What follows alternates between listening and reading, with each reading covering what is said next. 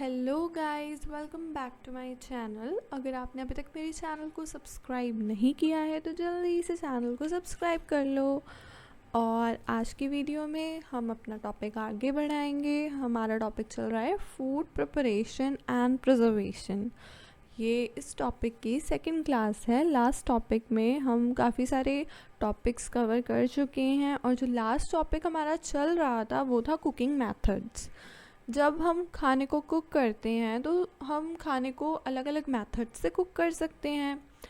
तो जो हमारा लास्ट टॉपिक था उसमें ये था कि एक तो मॉइस्ट हीट होती है, एक ड्राई हीट मेथड होता है, एक कॉम्बिनेशन मेथड होता है। अब नॉर्मल मेथड्स के बारे में मैं आपको बता देती हूँ जो हमें पता है। उनके अलावा जो थोड़े हार्ड मेथड्स हैं जिनके बारे में अभी तक हमने कभी सुना भी नहीं है और हम अपनी डेली लाइफ में ये नाम लेते भी नहीं हैं, उनको हम डिस्कस कर लेंगे कि ये क्या होते हैं डिटेल में। मॉइस्ट हीट मेथड में सबसे पहला मेथड हमने देखा था बॉइलिंग। बॉइलिंग तो हम सबको पता है कि बॉइलिंग क्या होती है, बॉयल करना क्या होता है। सिमरिंग, सिमरिंग दूसरा मेथड है। सिमरिंग भी हमें पता है कि सिम पे जब हम अपनी गैस को एकदम स्लो या मीडियम पे जब हम उसको खाने को कुक करते हैं वो हमारा सिमरिंग कहलाता है। पोचिंग क्या होती है? पोचिंग होता है मोस्ट हीट का थर्ड मेथड। पोचिंग के बारे में अब हम बात करेंगे। पोचिंग आपने अपनी डेली लाइफ में ना तो ये वर्ड यूज़ किया होगा ना इसके बारे में सुना होगा। तो चलिए शुरू करते हैं। In this method 80 to 85 degree Celsius temperature चाहिए होता है हमें below the boiling point. 100 degree Celsius पे बॉइलिंग पॉइंट होता है। जब फुल गैस को तेज़ कर दिया जाता है और पानी उबलने लग जाता है या कोई भी लिक्विड आप डालते हो वो उबलने लग जाता है, उसको हम बॉयल करना कहते हैं। और हमारा तब बॉइलिंग पॉइंट 100 डिग्री सेल्सियस पहुंच जाता है और उससे हाई भी हो जाता है। तो जब हम खाने को 80 to 85 डिग्री सेल्सियस टेम्परेचर पे कुक करते हैं और कम से कम अमाउंट ऑफ लिक्विड यूज़ करके हम कुक करते हैं उसको हम पोचिंग कहते हैं। फूड प्रोडक्ट्स जिनको हम मेनली पोचिंग के द्वारा कुक कर सकते हैं वो होते हैं हमारे एग्स, फिश एंड फ्रूट्स। मतलब कि मीडियम और हाई के बीच में अपनी जो गैस होती है उसको रखना, उसको जलाना, 80 to 85 डिग्री सेल्सियस तक ही अपने खाने को कुक करना और मिनिमम अमाउंट ऑफ लिक्विड या वाटर या जो भी आप मिल्क यूज़ कर रहे हो, कोई भी लिक्विड यूज़ कर रहे हो, उसको minimum amount of liquid use करके कुक करना। जैसे कि आप एग्स कुक कर रहे हो तो कम से कम पानी में उनको 80 to 85 डिग्री सेल्सियस टेम्परेचर पे कुक करना। फ़िश को कुक करना या फ्रूट्स को कुक करना, ये पोचिंग कहलाता है। इसके बाद स्ट्यूइंग होता है। स्ट्यूइंग भी आपने अपनी डेली लाइफ में ना तो ये वर्ड यूज़ किया होगा ना इसके बारे में सुना होगा। स्ट्यूइंग क्या होता है? स्ट्यूइंग रेफ़र करता है cooking using a small quantity of water.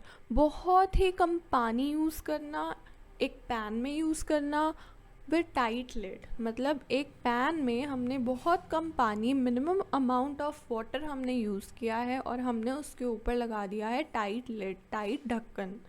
Steaming process यहाँ पे इन्वॉल्व होता है क्योंकि जब आप टाइट लिड लगा देते हो तो भाप बनने लगती है एंड उसको हम स्टीमिंग प्रोसेस ही कहते हैं। और ये कुकिंग करने में बहुत ज़्यादा हमें हेल्प करता है। कम से कम पानी को यूज़ करके हमारी कुकिंग हो जाती है।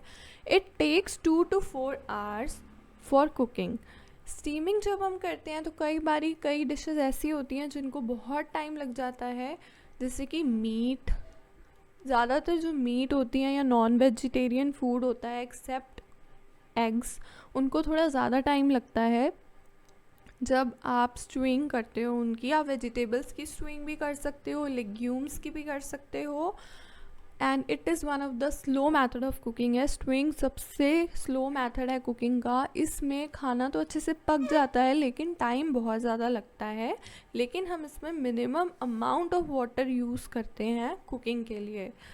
एंड ये जो टाइम होता है कि हम कितना कुक करेंगे, ये स्लो प्रोसेस तो है लेकिन ये टाइम जो है ये डिपेंड करता है हमने कितना अमाउंट ऑफ फूड लिया है, फूड का क्या नेचर है, फूड की क्या वॉल्यूम है। इन सारी चीज़ों पे ये चीज़ें डिपेंड करती हैं कि कितना टेम्परेचर लगेगा, कितना पानी लगेगा। तो हम ये नहीं बोल सकते हैं कि प्रॉपरली 2 to 4 आवर्स लगेंगे, लेकिन मैक्सिमम 2 to 4 आवर्स भी कई डिशेस को कुक करने में लग जाते हैं।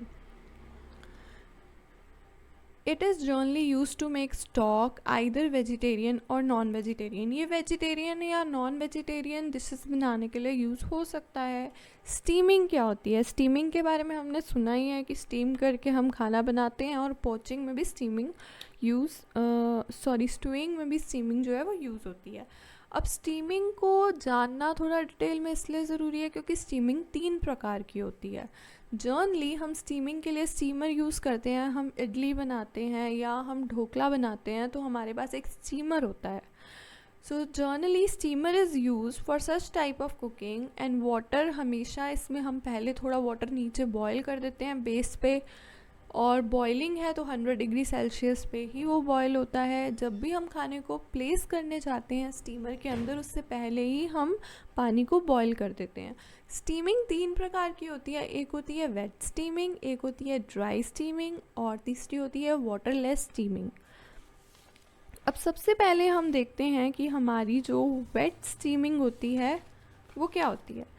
इसमें क्या होता है, इसमें जो स्टीम होती है वो डायरेक्ट कांटेक्ट में होती है खाने के। जैसे कि आप इडली बना रहे हो, नीचे आपने वाटर रखा है, वाटर बॉयल हो चुका है ऑलरेडी, लेकिन आप सिम पे उसको या मीडियम पे उसको पका रहे हो। जब आप अपना खाना अंदर डाल देते हो, इडली आपने डाल दी, तो आप एकदम तेज़ नहीं कर सकते गैस को, क्योंकि तेज़ करोगे गैस को तो पानी और ज़्यादा उबल उबल के इडली तक पहुंच जाएगा। तो इसमें क्या होता है, आप सिम पे रख देते हैं गैस को, तो एक स्टीम भाप निकलती रहती है और उस भाप का डायरेक्ट कांटेक्ट होता है खाने से। एग्जांपल जैसे हम इडली कुक करते हैं। दूसरा होता है ड्राई स्टीमिंग। ड्राई स्टीमिंग क्या होता है, इसमें हम डबल बॉयलर टेक्निक यूज़ करते हैं। इसमें क्या होता है, जैसे आप अपनी चॉकलेट को पिघलाते हैं, मेल्ट करते हैं चॉकलेट को, वो इसका एक एग्जांपल है। वाटरलेस कुकिंग क्या होती है या वाटरलेस स्टीमिंग क्या होती है, इसमें स्टीम जो होती है ना वो खाने के अंदर से खुद से ही ओरिजिनेट होती है। जैसे कि आप एल्यूमिनियम फॉयल में अपने खाने को रैप करके कुक करते हो या बेक करते हो, ओवन में करते हो या नॉर्मल आप अपने कुकर में कर रहे हो या किसी पतीले में कर रहे हो। इसमें क्या होता है, जो खाना होता है वो खुद अपनी स्टीम छोड़ता है, अपना मॉइस्चर बाहर निकालता है, जिससे स्टीम जनरेट होती है और जिससे खाना खुद ही जो है कुक हो जाता है। सो ये हमारी होती है वाटरलेस कुकिंग या वाटरलेस स्टीमिंग। सो आगे बढ़ते हैं। नेक्स्ट जो पॉइंट है हमारा वो है पैन ब्रॉयलिंग या रोस्टिंग। अब ये हमारे मेथड शुरू हो रहे हैं ड्राई हीट के। सेकंड मेथड जो होता है कुकिंग का वो ड्राई हीट होता है और उसके अंदर हमारा रोस्टिंग है। रोस्टिंग हम सबको पता है क्या होती है। हम जो हमारे ग्राउंड नट्स होते हैं, मूंगफली होते हैं, उनको रोस्ट करते हैं। हमें पता है रोस्टिंग क्या होती है। ग्रिलिंग और बॉइलिंग भी हमें पता है, ग्रिल करते हैं हम अपने सैंडविचेस को, तो ग्रिलिंग क्या होती है। बॉइलिंग हमें पता ही है, ये भी एक ड्राई हीट मेथड है। टोस्टिंग भी हमें पता है क्या होती है। बेकिंग भी पता है। सॉर्टिंग एंड फ्राइंग पता है। सॉर्टिंग के बारे में अभी हम देखेंगे। तो सबसे पहले हम पैन ब्रॉयलिंग या रोस्टिंग के बारे में जान लेते हैं। पैन ब्रॉयलिंग का मतलब रोस्टिंग ही होता है, रोस्टिंग का मतलब पैन ब्रॉयलिंग ही होता है। पैन ब्रॉयलिंग मेथड क्या है, ये रेफ़र करता है कि हम इसमें अनकवर्ड कुकिंग करते हैं। एक हीटेड मेटल या फ्राइंग पैन को ले लिया हमने, लेकिन हमने उसको कवर नहीं किया, बिना कवर किए हम इसमें कुकिंग करते हैं। जैसे कि हम अपने ग्राउंडनट या मूंगफली को रोस्ट कर रहे हैं, वो पैन ब्रॉयलिंग कहलाता है। तो अगर रोस्टिंग की जगह पैन ब्रॉयलिंग मेथड लिखा हुआ आ जाए तो वो रोस्टिंग ही होता है, कंफ्यूज नहीं होना इसमें। नेक्स्ट पॉइंट है बेकिंग। बेकिंग तो हमें पता ही है, हम अपने केक को बेक करते हैं, ब्रेड बेक करते हैं। इसमें क्या होता है, इसमें हॉट एयर रिक्वायर्ड होती है बेकिंग के लिए। गर्म हवा चाहिए होती है हमें बेकिंग के लिए। जब गर्म हवा, हॉट एयर स्टीम के कांटेक्ट में आती है और वो स्टीम के साथ कंबाइन हो जाती है, तो वो खाने को बेक करने में मदद करती है। और इसी वजह से जो हमारा खाना होता है वो थोड़ा ब्राउन कलर का, क्रिस्पी और सॉफ्ट होता है टेक्सचर में। बेकिंग 2 तरीके की होती है। हम तंदूर में भी अपने खाने को बेक कर सकते हैं और ओवन में भी अपने खाने को बेक कर सकते हैं। तंदूर में कैसे बेक कर सकते हैं, तंदूर में हमें पता ही है वुड्स चाहिए होती हैं आग जलाने के लिए, तंदूर को गर्म करने के लिए। और जैसे कि हम चिकन, मटन या तंदूरी नान जो है वो अपना कुक कर सकते हैं तंदूर में। अगला होता है ओवन। ओवन में क्या होता है, ओवन में इलेक्ट्रिसिटी या गैस चाहिए होती है हमें हीट को प्रोड्यूस करने के लिए। 120 degree Celsius to 126 degree Celsius हमें हीट चाहिए होती है। Before placing temperature is maintain before placing the food in oven, और ओवन में खाना रखने से पहले ही हम अपने टेम्परेचर को मेंटेन कर लेते हैं। अब हमारे पास आता है फूड स्पॉइलेज। फूड स्पॉइलेज एक पॉइंट है फूड प्रिपरेशन एंड प्रिजर्वेशन में। फूड स्पॉइलेज का मतलब क्या होता है? तो फूड स्पॉइलेज का मतलब है कि खाना ख़राब हो जाना। सिंपल लैंग्वेज में हम कहें तो फूड स्पॉइलेज का मतलब ये होता है कि फूड के अंदर कोई फिज़िकल या केमिकल चेंज ऑकर हो रहा है। जैसे कि दूध है, दूध में मतलब आप दूध को बॉयल नहीं करते हो कुछ घंटों तक और बहुत गर्मी है और आप उसको फ्रिज में भी नहीं रख रहे हो, तो उसमें केमिकल और फिज़िकल चेंजेस ऑकर होने लगते हैं और वो फट जाता है। तो फिज़िकल एंड केमिकल चेंज जो है फूड का, उसको हम फूड स्पॉइलेज बोलते हैं, और ये बहुत ज़्यादा हैज़ार्डियस होता है हमारे लिए अगर हम इसको खा लेते हैं तो। इसीलिए कहते हैं कि पुराना बचा हुआ खाना चाहे वो सुबह का हो, लेकिन अगर आपने उसको फ्रिज में अच्छे से स्टोर नहीं किया है, प्रिजर्व करके नहीं रखा है, तो वो खाना हमारे लिए जहर की तरह हो जाता है, हैज़ार्डियस हो जाता है और उससे फूड पॉइजनिंग भी हो सकती है। अब ये जो फूड स्पॉइलेज होती है ये क्यों होती है? फूड स्पॉइलेज हो सकती है माइक्रो ऑर्गेनिजम्स की वजह से, जैसे कि बैक्टीरिया, ईस्ट, मोल्ड्स। इनकी ग्रोथ इंक्रीज़ होने की वजह से जो फूड है वो स्पॉइल हो सकता है। Due to action of enzymes, खाने के अंदर भी एंजाइम्स होते हैं, उनके एक्शन की वजह से भी जो है वो फूड स्पॉइल हो सकता है। Due to additional cause of spoilage, कुछ एडिशनल कॉज की वजह से भी ऑकर हो सकता है। लाइक मतलब हम जैसे दूध है, दूध में अगर हमने गलती से नींबू का छींटा भी डाल दिया तो उससे भी जो दूध है वो ख़राब हो सकता है। या आपके खट्टे दही वाले या नींबू वाले हाथ लग गए आपके दूध को तो वो भी ख़राब हो जाता है। तो कोई भी जो कॉज है वो क्रिएट कर सकता है फूड स्पॉइलेज को। अब हम बात करते हैं माइक्रो ऑर्गेनिजम्स कैसे हमारे खाने को स्पॉइल करते हैं।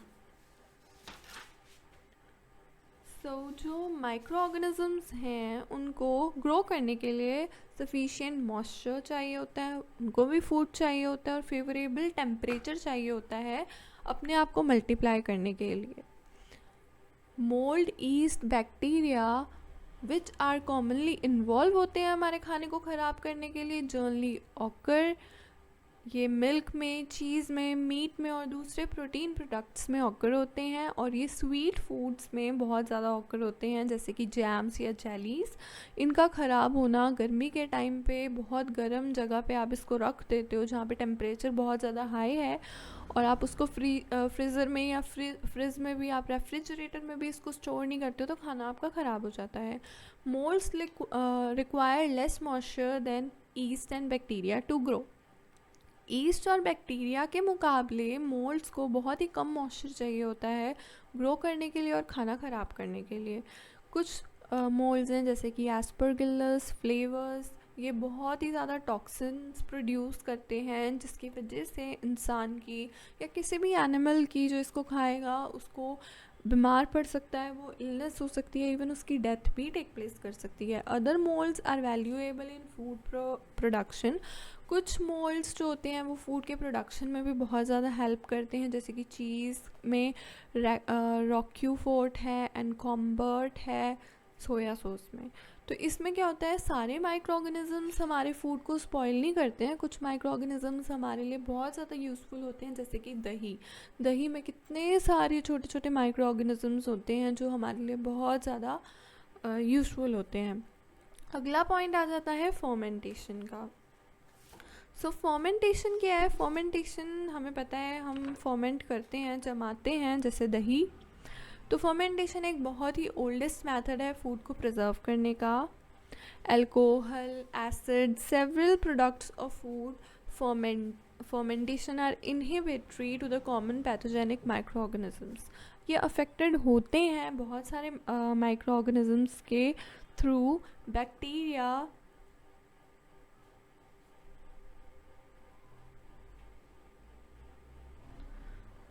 सो इसमें ये है कि जो अल्कोहल्स हैं, एसिड्स हैं और सेवरल प्रोडक्ट्स हैं फूड फर्मेंटेशन के, वो इनहिबिटरी होते हैं। लाइक वो कॉमन जो माइक्रो ऑर्गेनिजम्स हैं वो उनमें उनसे रिएक्ट करते हैं और स्पॉइलिश कॉज करते हैं।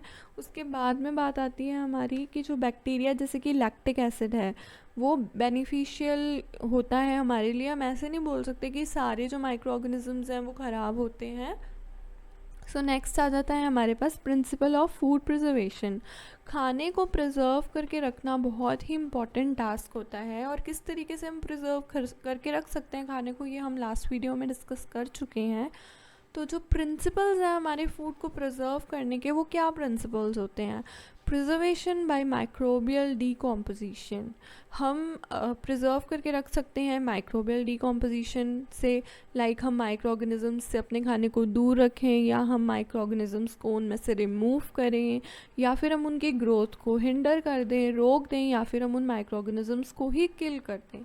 सेकेंड है कि प्रिवेंशन कर सकते हैं हम डीकॉम्पोजिशन ऑफ फूड को ख़राब होने से कैसे प्रिवेंट कर सकते हैं? हम डिस्ट्रक्शन करके या इनएक्टिवेट करके फूड एंजाइम्स को, या फिर हम केमिकल रिएक्शन में थोड़ी डिले कर सकते हैं। जैसे कि आप उसको फ्रिज में खाने को स्टोर करके रख सकते हो, या फिर आप जैसे कि पिकल्स हम बनाते हैं तो उसमें हम सॉल्ट ऐड करते हैं बहुत ज़्यादा, ताकि हमारा जो पिकल है, अचार है, वो ख़राब ना हो। जैम्स, जेलीज में हम बहुत ज़्यादा शुगर ऐड कर देते हैं जिससे कि वो ख़राब ना हो जल्दी से।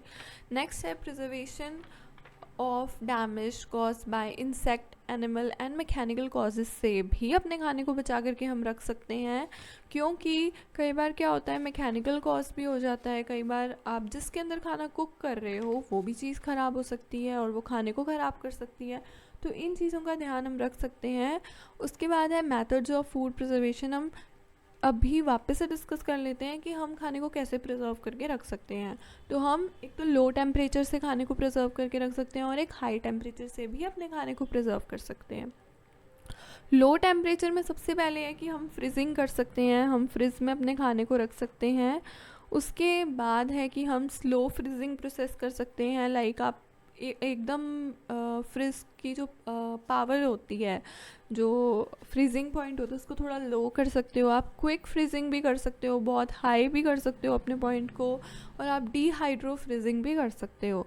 डीहाइड्रो में क्या होता है, हम पहले जो वेजिटेबल या फ्रूट्स होते हैं उनका 50% मॉइस्चर निकाल लेते हैं, उनको ड्राई आउट कर लेते हैं, उनके ओरिजिनल वेट एंड वॉल्यूम में से 50% हम उनका जो मॉइस्चर है उनको ड्राई अप कर लेते हैं, और फिर हम उनको फ्रीज़र में प्रिजर्व होने के लिए रख देते हैं। इससे जो खाना है उसकी वॉल्यूम, उसका जो भी टेस्ट है, क्वालिटी है, वो मेंटेन होके रहती है। नेक्स्ट है हाई टेम्परेचर से हम कैसे खाने को प्रिजर्व कर सकते हैं। हम पैस्चराइजेशन मेथड यूज़ कर सकते हैं। पैस्चराइजेशन मेथड जो है वो हम डिटेल में लास्ट वीडियो में डिस्कस कर चुके हैं। और पैस्चराइजेशन में क्या है, बॉइलिंग ही होती है। जैसे हम दूध को उबालते हैं, तो हम अपने लिक्विड को उबाल करके, या हम कोई भी हमारी तरी वाली सब्ज़ी है उसको उबाल दिला करके, गरम कर करके हम उसको प्रिजर्व करके रख सकते हैं। हम 100 डिग्री सेल्सियस तक के टेम्परेचर पे गरम करके रख सकते हैं, या हम अबव 100 डिग्री सेल्सियस टेम्परेचर पे भी अपने खाने को गर्म करके प्रिजर्व कर सकते हैं। सो गाइस, वीडियो अच्छी लगे तो वीडियो को लाइक करना, शेयर करना ना भूलिएगा, चैनल को सब्सक्राइब करना ना भूलिएगा, एंड बेल नोटिफिकेशन को दबाना ना भूलिएगा। एंड साथ ही में नेक्स्ट वीडियो में हम हमारा ये जो food preparation and preservation topic है इसको कंप्लीट कर लेंगे।